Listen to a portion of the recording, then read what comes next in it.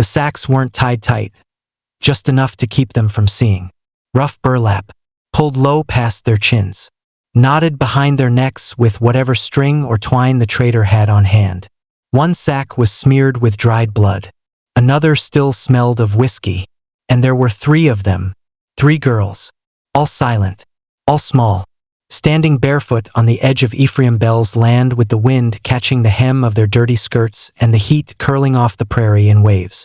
They didn't run. They didn't cry. They just waited until the oldest one, maybe 12, maybe less, lifted her hand slowly, blindly, like she was trying to feel sunlight through her palm. "If you take them off," she said, voice dry and unsure, "we'll be quiet. We promise." Ephraim didn't speak, didn't move. He just stared from the porch of his ranch house, one boot braced against the rail, as his gut twisted with something he hadn't felt in years. Not since his wife died, not since the war. Something that sounded like a memory clawing its way up through the silence. The girls didn't twitch, didn't breathe too loud, just waited for the sack to come off. And Ephraim? He took a long breath and stepped off the porch. 3 days earlier, Ephraim Bell had been just another ghost walking through dirt and chores. The ranch ran itself now, not because it wanted to, but because Ephraim didn't have the fight left to run it any other way. He mended fences, moved feed, cleared brush, ate alone, slept on the edge of the bed, answered to no one. It had been 6 years since the fever took June. 7 since the child was born too early to stay. And somewhere between those winters, Ephraim stopped speaking unless spoken to. Even the horse learned to move without being told. He didn't drink, didn't pray, just worked, until a man named Sim Caro came through on a rusted wagon with a gift. "You're the quiet type, Bell," Sim said, rein still in his hands, a sun-peeled grin across his face. "Got something quiet for you." Ephraim stood at the edge of the barn, hand on his hip, not answering. Sim reached back, yanked the flap off a tarp, and there they were. 3 girls huddled and still, each with a sack over her head. "They ain't mine," Sim said. "Found 'em near Laredo. Or maybe they were given. Hard to say these days." Ephraim's eyes narrowed. "Why bring them here?" Sim shrugged. "They need ground that doesn't spit them back out. I figured your place might not bite. I didn't ask for them. They didn't ask to be born." Ephraim stared. Sim chuckled, handed him a scrap of folded paper, and clicked his tongue to the mule. By the time the dust settled, all that remained were 3 quiet figures and the sound of Ephraim's breath, sharp, uncertain, and laced with something too old to name. He didn't approach right away. Let them stand in the shade of the water tower for 2 hours while he finished fixing the broken gate. He watched how they held each other. The youngest clinging to the middle one's sleeve, the oldest pressing her toes into the dirt like anchoring herself to something real. They didn't speak, didn't scream, didn't even fidget, just waited. And when he brought them water, set it down 10 feet away and backed off, they didn't move until the heat had nearly dropped them. Then the oldest whispered through her sack, "Is it poisoned?" He paused. "No." The youngest reached first. Her hands were shaking, but her throat worked like someone who hadn't tasted clean water in days. Afterward, Ephraim leaned against the fence and asked the only question that mattered. "Did you run?" The middle girl turned slightly, not enough to shake the sack loose, but enough to tilt her head. "No," she said. "We were given." "To who?" "To whoever didn't look too close." He didn't ask more, just nodded, and walked back to the house. But at dusk they were still there, still silent, still standing, until the oldest raised her voice again. "If you take them off, we'll be quiet." Ephraim stepped forward slowly, like he was approaching a wild animal. He reached for the first sack, the oldest, and hesitated just before touching the knot. Then, with 2 quick pulls, the sack came loose. She flinched, but didn't cry, just blinked hard at the sunset, at the shapes of things. She had a scar near her left brow and one eye swollen slightly, but she was beautiful in the way thunderclouds are beautiful. Dark, unpredictable, and too heavy for their age. He moved to the next, then the smallest. Each time they stood still, Each time, he saw more than he wanted to. Scratches, dirt, bite marks, rope lines, but also something else, a flicker of life. A defiance that hadn't been stolen yet. "What are your names?" he asked. The middle girl, taller than the rest, with coal dark hair and hands balled into fists, answered first. "We don't use them anymore." "Why?" "They took them," she said. "Said we weren't allowed to have what we didn't earn." Ephraim didn't reply. He just knelt in the dirt and looked each girl in the eye. Then said, "You're not going back." The oldest nodded once. And for the first time, the youngest smiled, just barely, before whispering something no one else could hear. Later that night, as the oil lamp flickered and the porch floor groaned beneath his boots, Ephraim Bell stared out at the horizon and felt the world shift a little. He didn't know what they'd do to his quiet, didn't know who would come looking, didn't know what it would cost. But for the first time in years, he didn't mind not knowing, because the sacks were gone, and they were still standing. By morning, the house smelled different, not like soap or stew or sweat, but like presence. A lived-in stillness Ephraim hadn't felt since June used to hum while folding sheets, her voice barely louder than the wind through the cottonwoods. The three girls hadn't asked for rooms. They'd tucked themselves onto a tattered quilt in the corner of the front room, backs to the wall, eyes open even while pretending to sleep. Ephraim brewed coffee like always, careful not to clatter the tin mug. When he turned, the middle girl was already watching him. Awake, unmoving, eyes as sharp as any blade he'd ever held. "You planning to sell us back?" He met her gaze. "No." She nodded once. "That's what the last man said too." By noon, Ephraim had built them a washing station near the barn, filled the trough with clean water, and laid out old clothes. His late wife's dresses, faded but whole. The girls approached without speaking. They stripped quietly, backs turned, skin a patchwork of welts and sunburns and healing bruises. He didn't look, didn't linger, just hammered another rail into the paddock and pretended not to hear the smallest girl whimper when the cold water hit her shoulders. They didn't speak much that day, but they didn't hide either. And by sundown, all three had names again.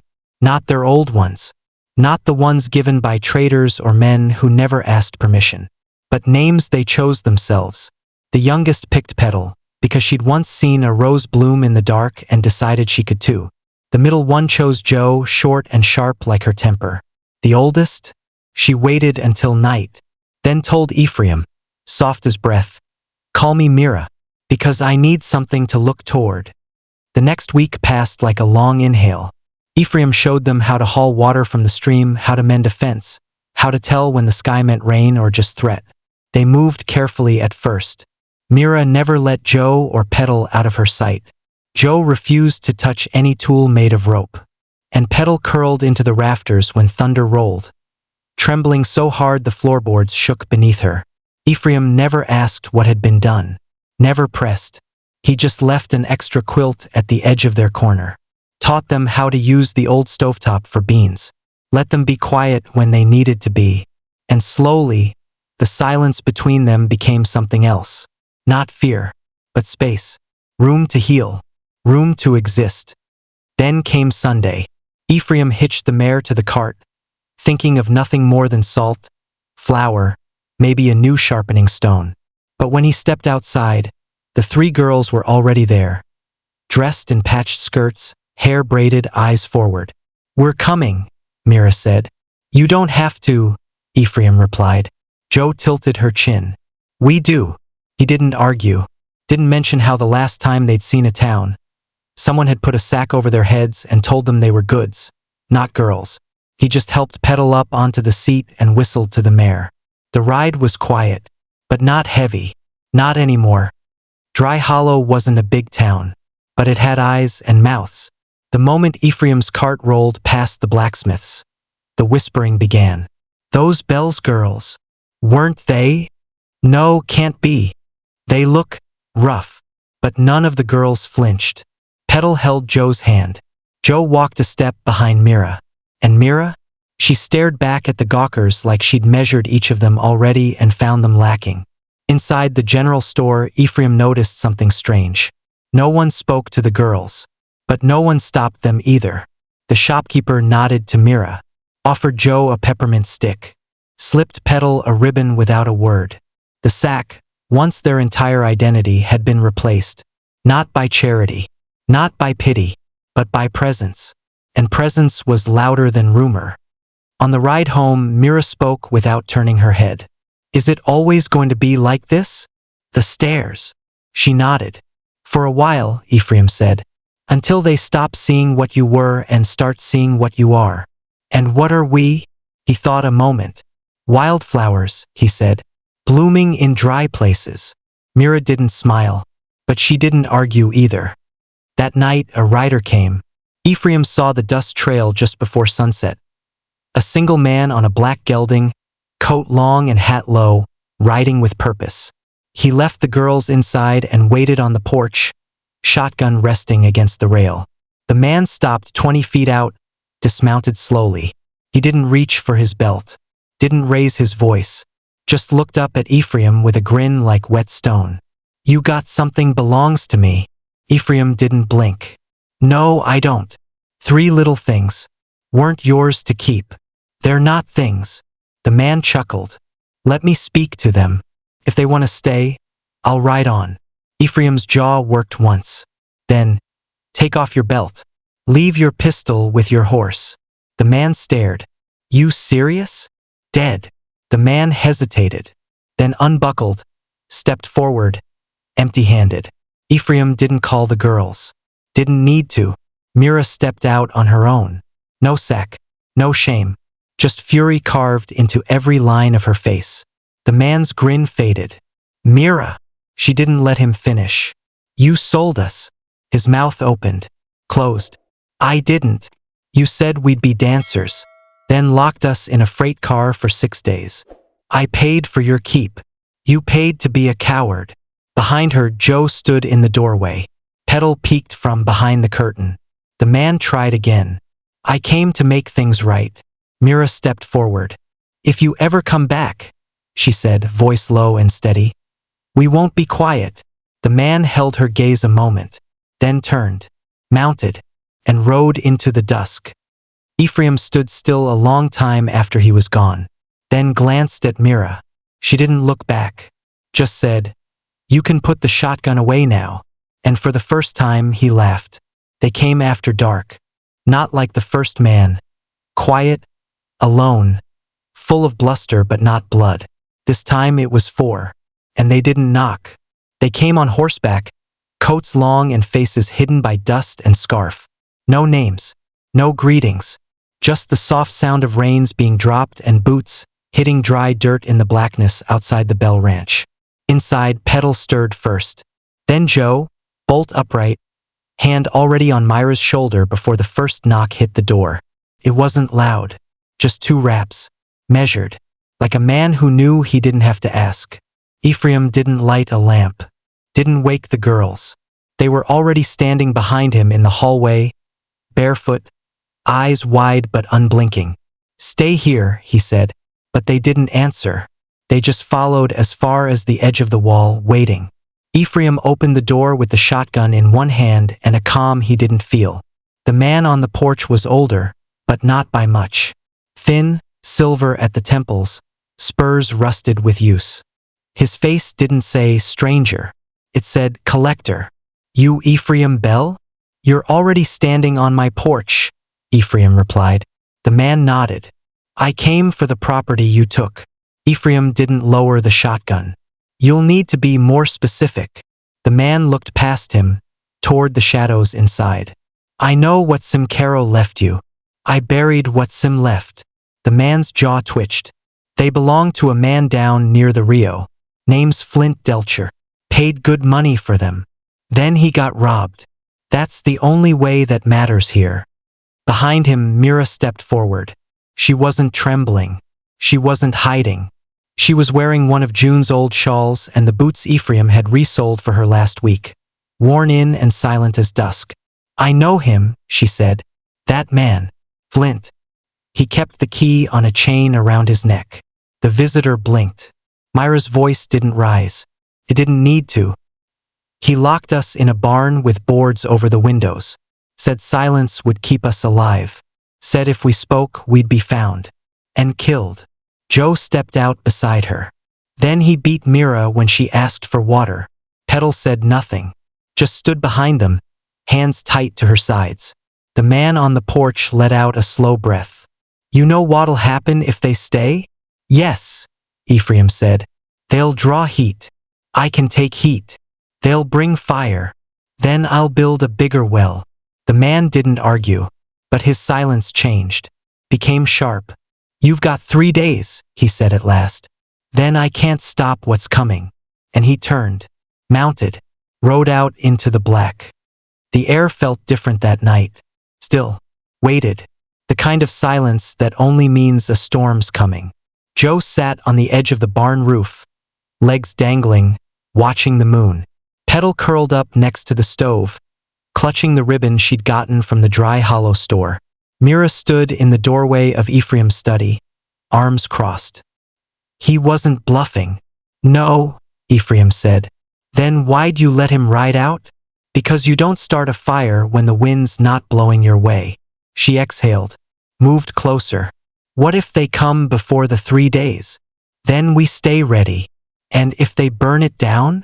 He looked up from his notes, old ranch ledgers, feed numbers, maps of the outer edge of the land. They can burn the barn, he said. They can burn the house. But they can't unname you.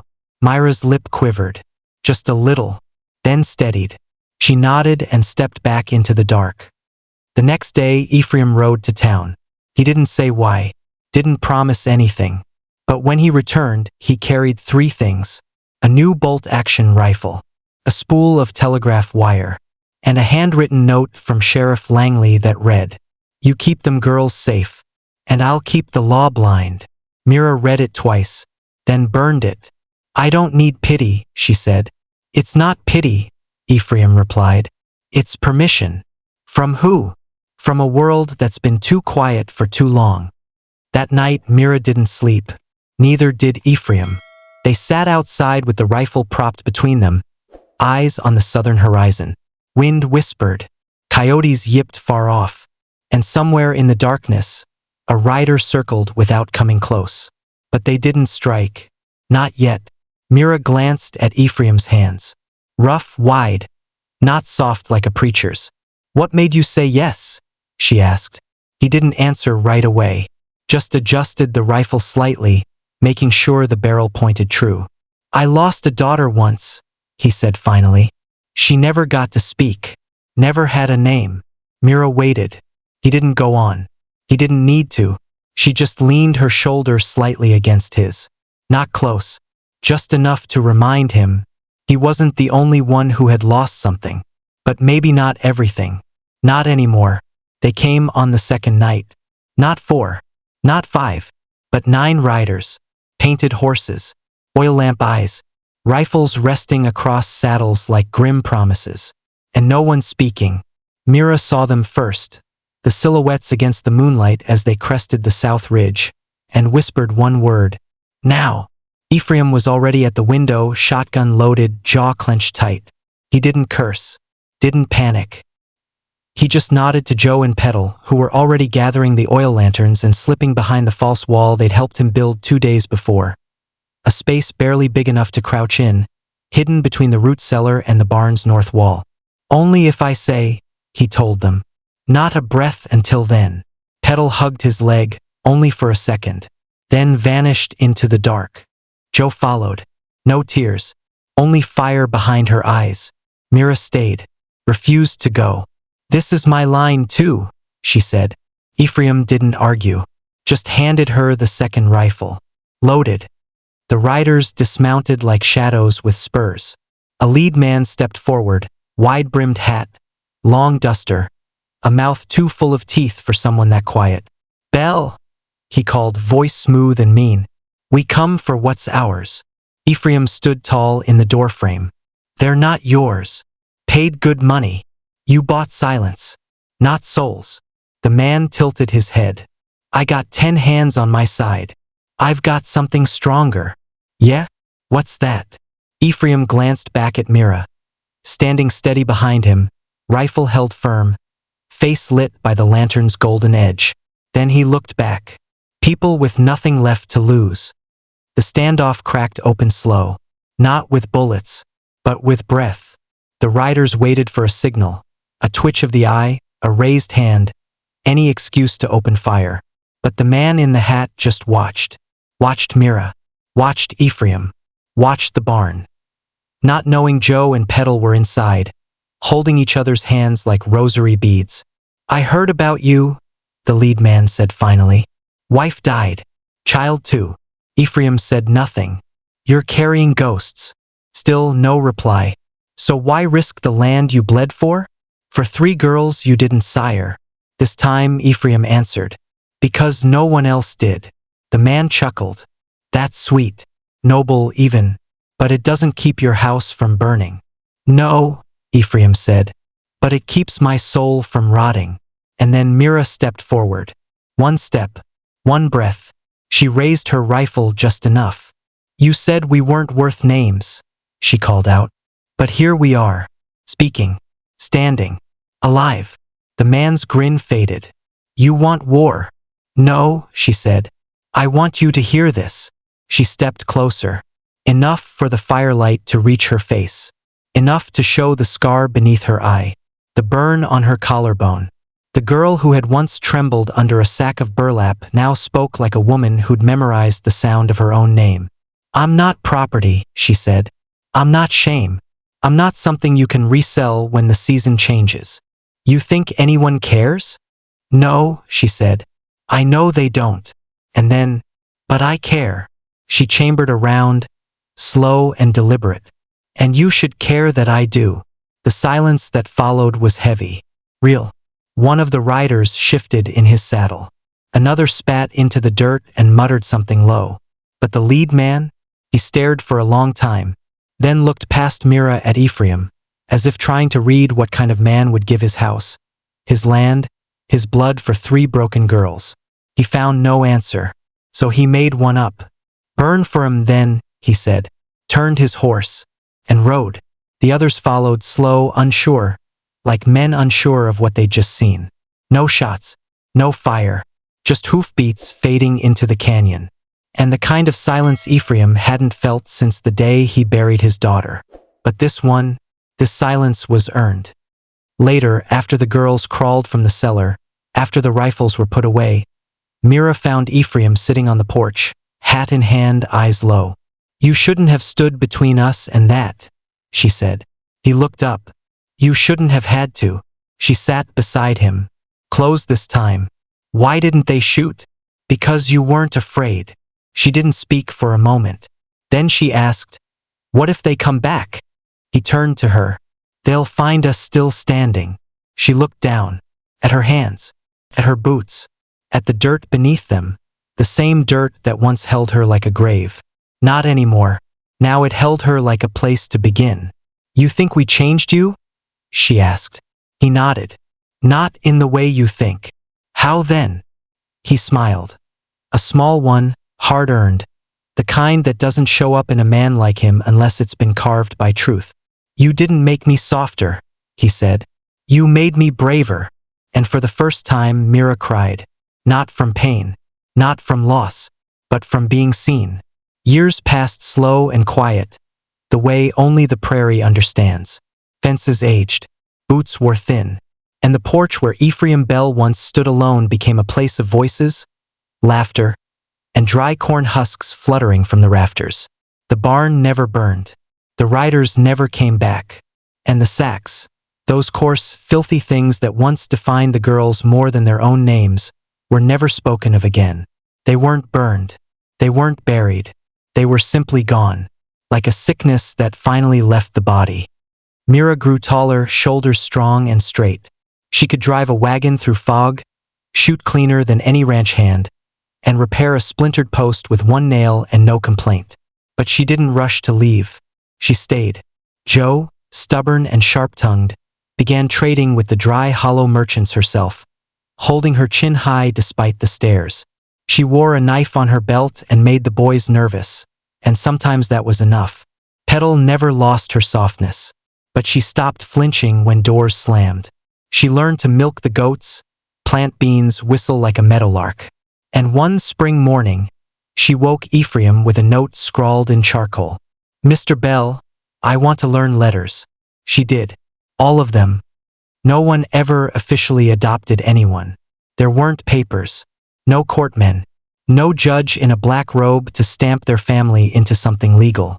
But on the night of Ephraim's 53rd birthday, Mira stood from the supper table, cleared her throat, and lifted a tin cup. "I know I didn't come from your blood," she said, "but you gave me breath." Joe rolled her eyes but smiled. Petal teared up immediately. And Ephraim? He just tipped his cup back toward hers and said, "You didn't come from me, girl. You came to me. That's better." That fall, Mira took over the ranch books. Joe broke a wild filly and named it Smoke. Petal started sleeping through thunder. And Ephraim, for the first time in 20 years, built a cradle. Not because anyone asked him to, but because when a man's home fills up with laughter, silence starts to feel like a stranger. When Petal turned 16, she chose a name for herself. Not one Ephraim gave her. Not one anyone else picked. She stood in the field beneath a storm-heavy sky and shouted it out like a promise. "I'm Clara." It was the name of her mother, the one she barely remembered. The one who braided her hair before men with sacks took her away. Ephraim heard the shout from the porch, and he whispered it to himself once. Slow, like it mattered. "Clara." And from that day forward, no one called her Petal again. Mira married first. A cattle man from Sweetwater. Kind, patient, the type who'd learned to sit in silence and still be present. She wore June's old shawl down the aisle, not because it was fancy, but because it still smelled of cedar and hope. Joe stayed at the ranch. Always did. Clara traveled to Kansas for school, came back with glasses and books and hands full of ideas. But she returned. They all did. Ephraim lived to 71. Died one spring morning with his boots on, sitting under the cotton tree near the fence line. Mira found him first. She didn't cry. Not then. She just sat beside him, looked out at the land, and whispered, "You didn't die alone."